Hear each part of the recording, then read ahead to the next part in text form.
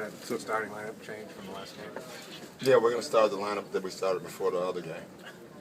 Why the switch? No reason. I just like Brandon on Melo more. And I actually, again, like I said yesterday, the smaller lineup, the numbers actually say it's better. But I like our defense better the other way. Does the no JR, does that allow you to put Avery a lot more in Felton? Yeah, well, he's been doing that anyway, Murph, for the most part. So, yes, it does. You guys, are you questioned out? It's a 1 o'clock game. Yeah. How much of this is mental? Oh, it's all mental, but they all are. But obviously, when one team's in the elimination situation and the other team is not, it's mental really for both.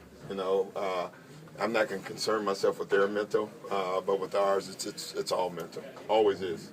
You're going to watch the first couple of minutes extra close for that reason, Doc, just to get a feel or no? Yeah, but even if it's, let's say you love the feel, you still got to do it for 46 more. And if you don't like the feel, yeah, you can react, but you have a chance to get them out of it. So, the game will dictate that, obviously. How different are the Knicks without JR? Well, I don't know. I'll let you know after the game. I'll have a far better idea than I do now.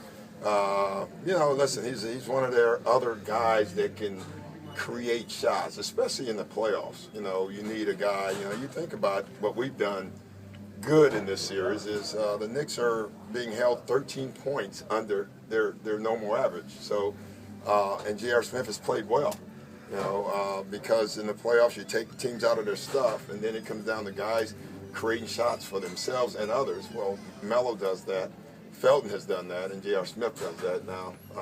They don't have one of those guys.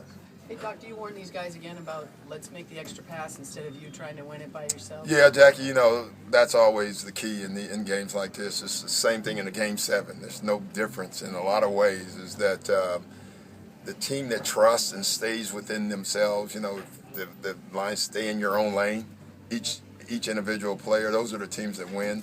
And the teams that don't, unless they have a Nate Robinson-type performance, then you lose.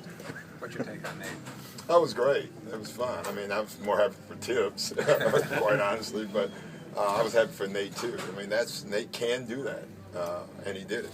Doc, were you expecting JR to be suspended after? Honestly, it's funny. I don't know when it happened. Last night, yesterday, whenever they announced it, one of their coaches came in and said, "Hey, JR is suspended." I almost had no reaction. I assumed it. I didn't give it any other thought. I actually forgot that he was. That they were thinking about it until the coach came in. But I actually, yes. So the answer would be yes. I kind of assumed it when you saw it on the film, watching the game. Yeah.